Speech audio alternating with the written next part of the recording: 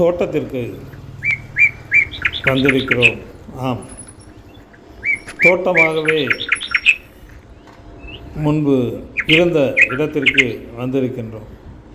ஆம்,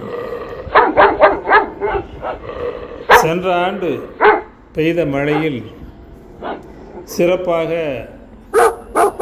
காய்கறிகளெல்லாம் பயிரிட்டு அதை அறுவடையும் செய்து பலனை பார்த்துவிட்டோம். இருந்தாலும் தற்பொழுது தொடர்ந்து மழை பெய்யாத காரணத்தினால் அடுத்தடுத்து எதுவும் பயிரிட முடியாமல் விட்டுவிட்டோம். அதன் பின்பு நீண்ட நெடிய நாட்கள் தோட்டத்தின் பக்கத்திலேயே வர முடியாமல் இருந்து மீண்டும் சில நாட்களுக்கு முன்பு வந்து பார்த்த பொழுது சில சீர்திருத்தங்கள் செய்தால்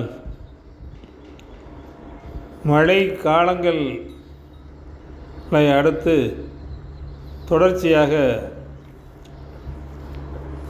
நீண்ட காலம் பயிர்கள் எதுவும்,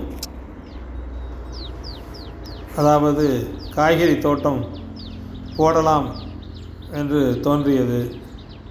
அது எப்படி சாத்தியமாகும்?